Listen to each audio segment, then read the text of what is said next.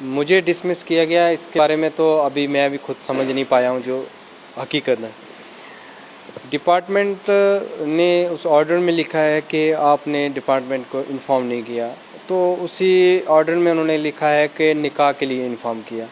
मैं आपको एक चीज़ क्लियर कर दूँ, निकाह ही शादी होती है। डिसमिस लेटर आप जिसका जिक्र कर रहे हैं, जो आपको कह रहे हैं कि आपको घर देकर गए थे, उसमें सिर्फ यही जिक्र किया गया है कि आप डिसमिस किए जाते हैं, या कुछ उसमें रीजंस उसमें बताए हैं कि आपने कुछ वायलेशन बता रहे हैं, आपने सूचना नहीं दी, और फर्स्ट में बता रहे हैं आपने सूचना निकाह की दी, तो इस रूल के हिसाब से आपको जो है बर्खास्त किया जाता है। ये चीज़ें लिख के दी हैं। तो मैं उन चीज़ों को तो चैलेंज करूँगा हाई कोर्ट में। डिपार्टमेंट को मैंने जो भी ज़रूरी कागजात थे वो मैंने दिए, तो डिपार्टमेंट ने कोई मुझे नोटिस नहीं दिया, कोई मेरी इंक्वायरी नहीं की, कोई मेरे से पूछा नहीं गया कि कहाँ पे कमी है, क्या है, सीधा डायरेक्ट डिसमिस ऑर्डर दिया। तो इस चीज़ से मैं प्रधानमंत्री जी से, गृह मंत्री जी से एक जवान की हैसियत से भी मैं अपील करता हूँ कि मैंने भी मेरा बचपन का एक शौक़ था कि मैं फौजी बनूँ और मैं सेवा दूँ, तो मुझे मौका मिला, मैंने 7 साल सेवा दी। मैंने बिहार में, छत्तीसगढ़ में ऑपरेशनों में ड्यूटी की, और बिहार के में वहाँ भी ऑपरेशन ड्यूटी होती थी, वहाँ भी मैंने की। जम्मू कश्मीर में मैंने 2 साल सेवाएं दी। तो अब मेरी आगे की ख्वाहिश को और मुझे इस तरह बर्खास्त करना, मेरी कहीं गलती कहाँ है मेरी? पहलगाम अटैक के बाद होम मिनिस्ट्री से एक ऑर्डर निकला कि जो भी पाकिस्तानी नेशनल पूरे भारत में जहाँ भी हैं, वीज़ा पर हैं, उन्हें उनके देश वापस भेज दिया, यानी पाकिस्तान वापस भेज दिया जाए। खास करके यही सबसे बड़ा मामला था। लेकिन इस बीच में कई जो पाकिस्तानी नेशनल्स थे, यहाँ के नागरिक थे, वो वापस भी गए। लेकिन एक इसमें नाम सबसे ज़्यादा चर्चा में आया मिनाल खान का। देखिए, मिनाल खान जो हैं वो एक सीआरपीएफ जवान, भारतीय सीआरपीएफ जवान के साथ उनकी शादी हुई थी। लेकिन जैसे ही ये सारी घटनाक्रम होता है, उनका नाम आता है, तो उनको भी वापस जाना पड़ता है। एक वो तो परेशानी थी, एक दुख था उनके पति को, लेकिन सबसे बड़ी उनके लिए मुसीबत ये आ गई कि वो सीआरपीएफ जवान हैं, और एक और ऑर्डर निकलता है सीआरपीएफ की हाई कमांड से, और उन्हें डिसमिस कर दिया जाता है, जिसमें एलिगेशन ये लगाए जाते हैं कि उन्होंने इसके बारे में जो प्रॉपर जानकारी है, ड्यू प्रोसेस के जरिए नहीं बताया था कि वो एक पाकिस्तानी नेशनल यानी बाहर की किसी महिला से शादी कर रहे हैं। अब इसको भी चैलेंज किया है, जो आरोप लगाए गए हैं उन आरोप को चैलेंज किया गया है। मुनीर अहमद हमारे साथ हैं, ये मैं इन्हीं की बात कर रहा हूँ। मुझे डिसमिस किया गया, इसके बारे में तो अभी मैं भी खुद समझ नहीं पाया हूँ जो हकीकत है। डिपार्टमेंट ने उस ऑर्डर में लिखा है कि आपने डिपार्टमेंट को इन्फॉर्म नहीं किया, तो उसी ऑर्डर में उन्होंने लिखा है कि निकाह के लिए इन्फॉर्म किया। मैं आपको एक चीज़ क्लियर कर दूँ, निकाह ही शादी होती है। इस्लाम में निकाह ही शादी होती है।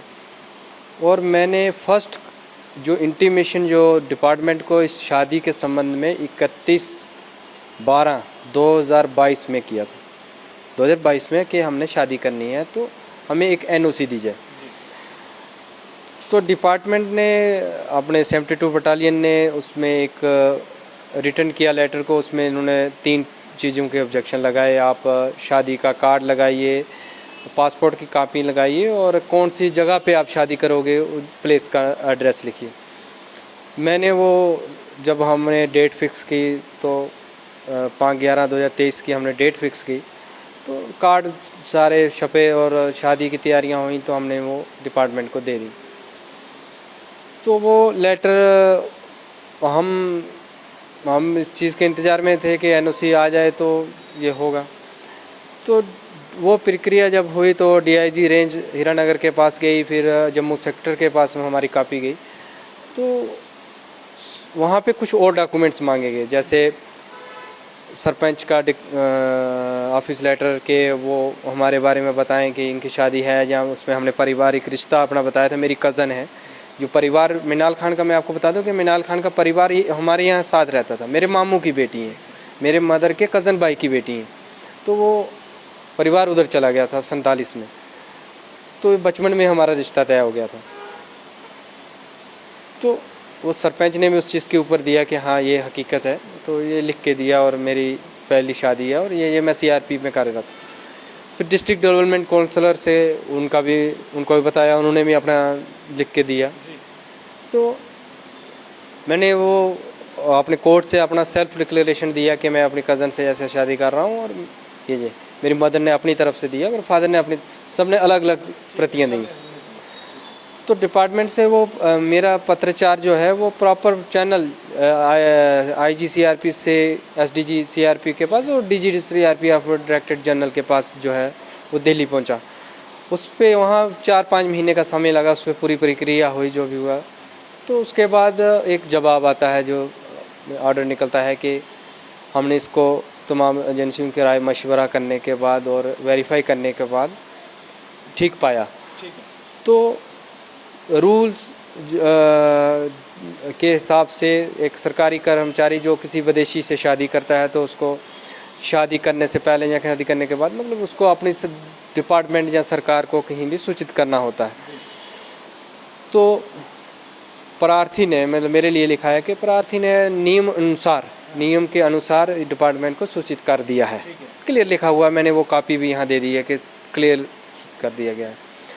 और NOC का कोई उल्लेख नहीं है, NOC का कोई प्रावधान नहीं, सूचित करना होता है, सूचित हो चुका है। तो NOC का क्या मामला था, मतलब क्या वो NOC की बात उन्होंने कही कि NOC नहीं आपने ली, या NOC के बारे में वो क्या था? डायरेक्टर जनरल लिख रहे हैं, DG के जो ऑफिस से आ रहा है उसमें लिखा जा रहा है कि NOC का कोई उल्लेख नहीं है रूल्स में, सूचना का उल्लेख है, तो सूचना आपने दे दी है, बात खत्म होगी वहाँ। मतलब आपका काम था कि सूचना देना, और उनका काम था जवाब देना कि आपने सूचना दी और हमें इससे ठीक पाया। उसमें लिखा है सूचना, जवान ने सूचना दे दी है, डिपार्टमेंट को सूचना हो चुकी है। जो आपको लगता है कि जो प्रोसेस है एज पर रूल वो सिर्फ इतनी ही है कि आपको इन्फॉर्म करना है और उनकी तरफ से जवाब जो आएगा। हाँ, एक गवर्नमेंट एम्प्लॉय को अपने कंसर्न डिपार्टमेंट को इन्फॉर्म करना होता है, और मैंने इन्फॉर्म किया और उसमें साफ लिखा हुआ है कि इन्फॉर्म कर दिया है। फिर उसके बाद वो 30 अप्रैल 2024 को ये रिप्लाई आता है। तो उसके बाद मैंने 24/5/2024 को, मेरे फादर कैंसर पेशेंट है, डिपार्टमेंट वो भी जानता है, डिपार्टमेंट के थ्रू मैंने टाटा में इलाज भी करवाया मुंबई। तो उसके बाद मैंने प्रॉपर चैनल, फिर हमारे दोनों परिवारों की सहमति बनी कि दोनों परिवार के दोनों फैमिलियां भी उसमें शामिल हो जाएंगी, वीडियो लाइव कॉन्फ्रेंस में दोनों तरफ फंक्शन में हो जाएंगे, और काजी और वो सब भी लाइव एक दूसरे के स्क्रीन पे। ऐसे निकाह पहले भी कहीं हुए हैं, ऐसी ये नहीं है कि मेरा फर्स्ट हुआ है। तो निकाह हो जाएगा तो शादी हो जाएगी। तो हम लोगों ने डिसाइड किया, तो सभी रिश्तेदार आए, सभी प्रक्रिया हुई, तो निकाह हुआ।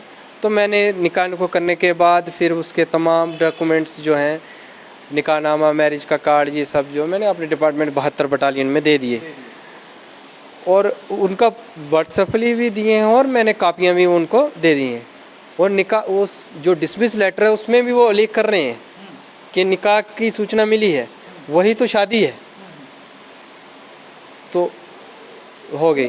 जो डिसमिस लेटर आप जिसका जिक्र कर रहे हैं, जो आपको कह रहे हैं कि आपको घर देकर गए थे, उसमें सिर्फ यही जिक्र किया गया है कि आप डिसमिस किए जाते हैं, या कुछ उसमें रीजंस उसमें बताए हैं कि आपने कुछ वायलेशन बता रहे हैं, आपने सूचना नहीं दी, और फर्स्ट में बता रहे हैं आपने सूचना निकाह की दी, तो इस रूल के हिसाब से आपको जो है बर्खास्त किया जाता है, ये चीज़ें लिख के दी। तो मैं उन चीज़ों को चैलेंज करूंगा हाई कोर्ट में। तो मतलब कहीं ना कहीं लगा कि वो अपने ही कुछ कॉन्ट्राडिक्ट कर रहे हैं अपनी ही बात पे। एक तरफ से कहते हैं कि हमें सूचना है, और दूसरी तरफ से कहते हैं आपने सूचना नहीं है। आप उसको क्लियर पढ़ोगे तो उस बात में ये क्लियर हो जाता है कि सूचना है, वो खुद कह रहे हैं निकाह की सूचना है। तो मैं आपको ये भी बता दूं कि जब मिनाल हिंदुस्तान में आई, वो कह रहे हैं कि आने के बाद नहीं बताया।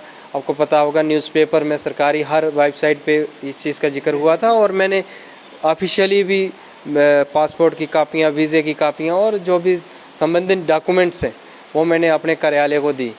तो उसके बाद जब मैंने वो सारे डॉक्यूमेंट्स दिए, तो 72 बटालियन में मैं 23 मार्च 2025 को मैंने छुट्टी काट के, जब शादी के बाद मैं वहाँ गया मिनाल के आने के बाद, तो मेरी वाइफ उस टाइम LTB में रह रही थी। LTB की प्रक्रिया जो है वो 13 मार्च से पहले कंप्लीट हो चुकी थी यहाँ से, तो हायर अथॉरिटी को रेफ़र हो गया था हमारा लेटर।